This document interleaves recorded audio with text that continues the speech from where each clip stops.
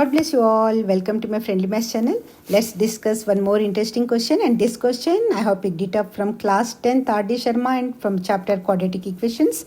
And the question है, a person on tour has rupees 360 for his expenses. If he extends his tour for 4 days, he has to cut down his daily expenses by rupees 3. Find the original duration of the tour. बिल्कुल पहले अच्छे से question समझ लेते हैं. कुछ person के पास tour के लिए एक्सपेंडिचर के लिए है रुपीज़ 360. देखिए ये R.D. शर्मा के ओल्ड एडिशन से है. Rupees you can consider like this, please ignore that part. Okay, 360 है टूर ड्यूरेशन के लिए, जो एक्सपेंडिचर है, जो भी ड्यूरेशन होगा उसके लिए. एंड अगर वह 4 डेज एक्सटेंड करता है अपने टूर को, तो उनके डेली एक्सपेंडिचर में से उन्हें डेली 3 रुपये कम खर्च करने पड़ेंगे, कट डाउन करने पड़ेंगे. राइट. अब क्या है, find the original duration of the tour हमें निकालना है. हमें original duration of the tour निकालना है, इसीलिए हम इसे पहले मान लेते हैं let the original duration of the tour be x days. Right everyone. अब क्या क्या गिवन है देख लेते हैं. टोटल एक्सपेंडिचर ऑन टूर दिया है rupees 360. Okay, and then expenditure per day क्या हो जाएगा, पूरे सारे दिनों के लिए 360 है तो एक दिन के लिए 360 अपॉन x डेज. ओके, एक दिन का एक्सपेंडिचर आ गया. अब क्या हो रहा है, duration of the extended tour, 4 दिनों के लिए टूर अगर हम बढ़ाते हैं तो ड्यूरेशन यहाँ पे x था, 4 दिनों के लिए बढ़ा है, इसलिए ये x+4 डेज हो गया. Right everyone. अब expenditure per day as per extended tour, अब इतना ड्यूरेशन है और अमाउंट तो इतना ही है 360, तो अब एक दिन में कितना यूज़ करना पड़ेगा, एक्सपेंडिचर कितना होगा, रुपीज़ 360 अपॉन x+4. ओके, अगर 4 दिन का टूर एक्सटेंड होता है तो पर डे का एक्सपेंडिचर ये हो जाएगा. अब ये दिया हुआ है कि ये पर डे का एक्सपेंडिचर जो है वो ओरिजिनल में से 3 रुपीज़ कम है, कट डाउन हो रहा है ओरिजिनल में से, और ओरिजिनल एक्सपेंडिचर जो है वो 360 अपॉन x है.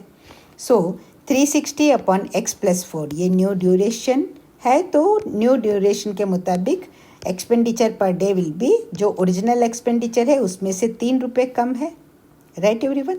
अब इसी को हम ऐसे लिख सकते हैं, 360 अपॉन x, ये प्लस 360 अपॉन x+4 इधर आ गया, और ये -3 इज इक्वल टू के इधर आ गया.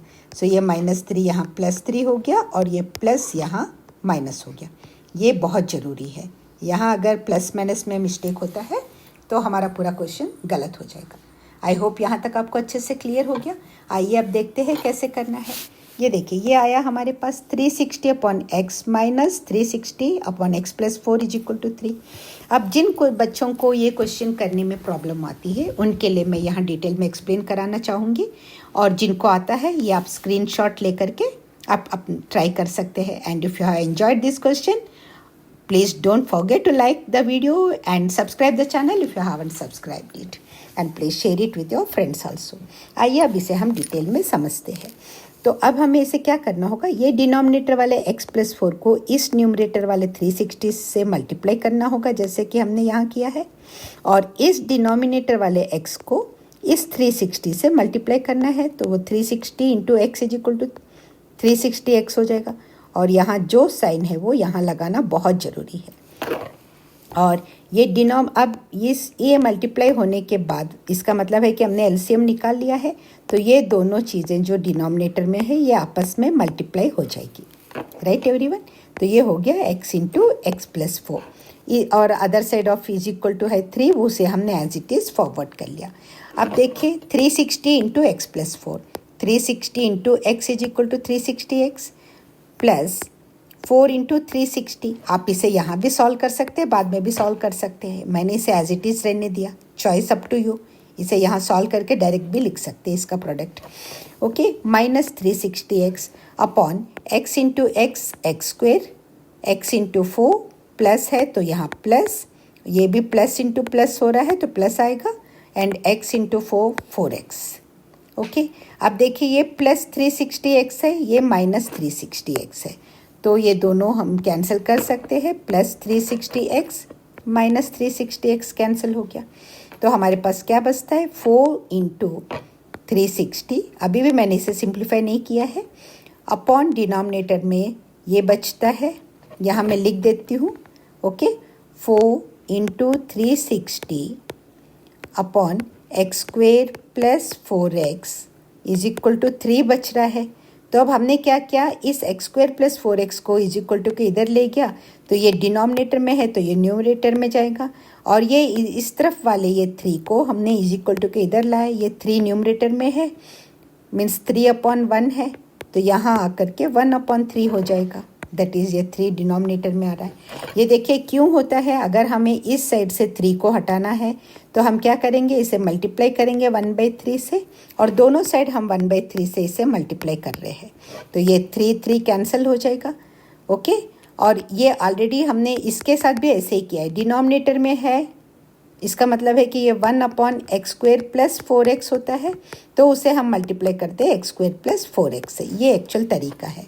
ओके, तो यहाँ 3/1 है तो ये 1/3 हो जाएगा इज इक्वल टू के इधर आकर, तो ये डिनोमिनेटर में 3 आ गया, ये 1/x² प्लस 4x है तो ये इज इक्वल टू के उधर जाके x² प्लस 4x हो गया, अपॉन 1 है इसका मतलब। अब इसे हम सिंप्लीफाई कर लेते हैं। अब देखिए ये 3 फिर कैंसिल होगा 360 से, 3 1 ज़ार 3, 3 2 ज़ार 6, 0, 120 आ गया। एंड अब देखिए 12 4 ज़ार 480 होता है, राइट एवरीवन। सो 12 4 ज़ार 48 होता है, इसीलिए 124 ज़ार 480 हो जाएगा, ये पूरा 480 है। 480 इसका मतलब हमें मिल रहा है, क्या मिल रहा है, 480 is equal to x² plus 4x मिल रहा है। अब 480 को हम इधर ला लेते हैं तो यहाँ 0 बच जाएगा, और ये प्लस 480 इज इक्वल टू के इधर आके माइनस 480 हो गया। Okay, 4 into 120 is equal to x² plus 4x है, 4 इंटू 120 480 हो गया। अब ये 480 को हम इधर लाएंगे तो माइनस 480 हो जाएगा, और इधर 0 बच जाएगा, बस उसी चीज़ को यहाँ लिखा है x² प्लस 4x, और ये प्लस 480 इधर आकर ये माइनस 480, और इधर 0 है तो यहाँ 0। आई होप यहाँ तक क्लियर है आपको। अब देखिए इस क्वाड्रेटिक, ये हो गया हमारा क्वाड्रेटिक इक्वेशन, हाईएस्ट पावर 2 है। ओके, ये ax² plus bx plus c is equal to 0 generalize formula. जो बच्चे भी क्लास 10th में नए आए हैं उनके लिए मेरे चैनल में क्वाड्रेटिक इक्वेशन चैप्टर का भी नोट्स है, वो प्लीज़ आप पढ़ लीजिए। ओके, तो यहाँ पर अब देखिए इसे कैसे सिंप्लीफाई करते हैं। तो पहले हम क्या करेंगे, यहाँ 1 है तो ये 1 into 480 that is equal to 480 होता है। हमेशा पहले हमें x² का जो कोएफिशिएंट है उसे पहले देखना होगा। यहाँ 1 है तो इस कोएफिशिएंट को इस कांस्टेंट के साथ में मल्टीप्लाई करना होगा, राइट एवरीवन। तो 480 इंटू 1 इज इक्वल टू 480। अब 480 के फैक्टर्स हम निकाल लेते हैं। तो जब हम 480 के फैक्टर्स निकाले तो हमें मिलता है 1 2 3 4 5 टाइम्स 2 मल्टीप्लाइड बाई 3 इंटू 5 मिल रहा है। अब हमें इन फैक्टर्स को इस तरह डिवाइड करना है कि जिन्हें हम या तो ऐड करें या माइनस करें तो हमें ये मिडिल टर्म आ जाए। ओके, यहाँ ऑब्वियसली हमें माइनस ही करना होगा, तो हमें ये देखना पड़ेगा अब इन्हें हम कैसे सिंप्लीफाई कर सकते। देखिए मैंने 2 2 के सेट में इन्हें मल्टीप्लाई करके रख लिया पहले। ओके, 2 2 ज़ा 4, 2 2 ज़ा 4, 2 3 ज़ा 6, और ये 5 है। तो क्या किया हम, 5 4 ज़ा 20 होता है, 4 6 ज़ा 24 होता है, and 24 minus 20 is equal to 4 आ गया, जो कि हमारा यहाँ मिडिल टर्म का कोएफिशिएंट है। ओके, अब यहाँ देखिए प्लस 4x है, तो हम ये बड़ा नंबर जो आ रहा है प्लस 24 माइनस 20 करेंगे तो वो हो जाएगा प्लस 4। ओके, तो इसका मतलब आता है कि प्लस 24x और माइनस 20x लिया है। जब हम इन दोनों पार्ट को सिंप्लीफाई करेंगे तो हमें इसका ये मिडिल टर्म आ जाएगा प्लस 4x। तो x² plus 24x minus 20x minus 480 is equal to 0। इसको एज इट इज़ लिख दिया, इसको भी एज इट इज़ लिख दिया। ओके, और इसकी जगह इसके फैक्टर्स को लिख दिया, तो इसका भी वैल्यू 4x के बराबर आ गया। यहाँ तक हमारा बिल्कुल सही जा रहा है। आगे देखते हैं। अब देखिए इस पार्ट में ओके क्या कॉमन है, x कॉमन है, यहाँ भी x है, यहाँ भी x है। तो अगर इस x को हम बाहर निकाल देते हैं तो अब यहाँ एक x बचेगा, क्योंकि एक x बाहर आ गया और ये x बाहर आ गया। ब्रैकेट का मतलब मल्टीप्लिकेशन होता है, तो यहाँ बचता है x प्लस 24। अब वैसे ही देखते हैं यहाँ क्या कॉमन निकल सकता है। 480 20 से डिविजिबल है, इसीलिए 20 कॉमन निकाल सकता है। अगर हम यहाँ 20 को ये माइनस है तो -20 को अगर हम कॉमन निकाल देते हैं तो अब इस टर्म में से x बचता है, जो हम ब्रैकेट के अंदर इसका x लिख दिया इधर। अब देखिए यहाँ -480 चाहिए, तो 480 को पहले डिवाइड कर लीजिए 20 से। ओके, तो ये आता है 24 आता है, लेकिन हमें -24 चाहिए होगा, तो माइनस इंटू प्लस कर लेंगे तो फिर वो -480 आएगा। माइनस इंटू प्लस विल भी -480 आएगा। अगर मैं यहाँ माइनस लेती हूँ तो ये माइनस इंटू माइनस होकर ये +480 हो जाता, जो गलत होता। आई होप यहाँ समझ में आ रहा है आपको मैंने क्यों यहाँ पर प्लस लिया है। ओके, तो ये -20 फिर x बचता है और 480 को 20 से डिवाइड करोगे तो 24। Okay everyone, is equal to 0। अब इसको हम ऐसे लिख सकते हैं x + 24 इन दोनों में x + 24 कॉमन आ गया।